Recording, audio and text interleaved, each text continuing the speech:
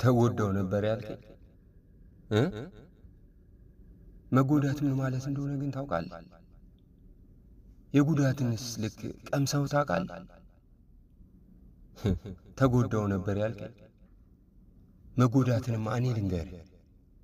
መጎዳት ማለት ልብህ የሚያፈቅረውን ሰው እርሳት በቃ እያሉ ቀን ከማታ ማስጨነቅ ነው። መጎዳትማ በአንተ ጉዳይ ለደቂቃ የማይሰማኝን ልቤን አንተን መፈለጉን እንዲያቆም ለማሳመን በከንቱ መድከም ነው። መጎዳትማ አንተን ባሰበ ቁጥር ስርዓቱ የሚዛባበትን ልቤን ከሳምባዬ ጋር አብሮ አየር እንዲያሳጥረኝ ሲታገሉ መዋል ነው። መጎዳትማ እያንዳንዱ የሰውነቴን አካል ካንተ ትዝታዎች ለማላቀቅ ሲደክሙ መዋል ነው። መጎዳት የማያሸንፉትን ትግል ከራስ ጋር ሲታገሉ መኖር ነው። ትዝታዎቼን ሁሉ ትዝታ ሆነው እንዲቀሩ ለማድረግ መድከም ነው። አይኖቼን ከሊኔ ሳቅህን ከአይምሮዬ ማውጣት አለመቻል፣ የነበረንን የጠለቀ የስሜት ትስስር እያሰቡ መንገብገብ ነው። እያንዳንዱ ቀን ነክቶ በመሸ ቁጥር ከዛሬ ነገ ደህና ሆናለሁ እያሉ ራስን ማታለል።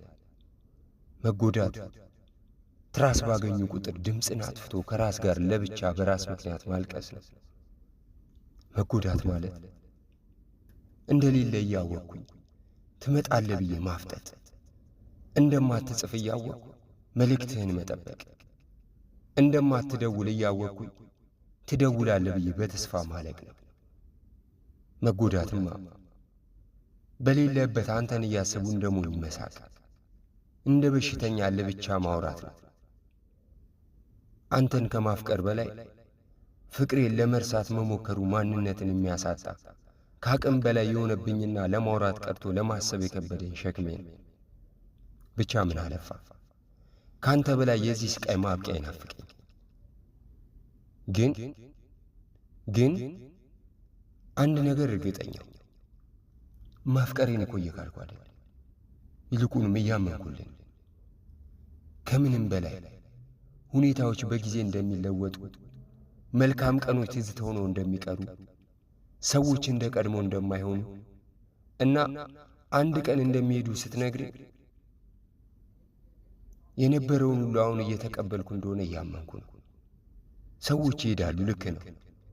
አንተም ሰው ነህና ሄዳለህ፣ እኔም አምናለሁ። የእሱ ነኝ የእሷ ነኝ ብቻ ልቤን እንዴት ላሳምነው? እየጎዳኝ ያለው እኮ ይሄ ነው።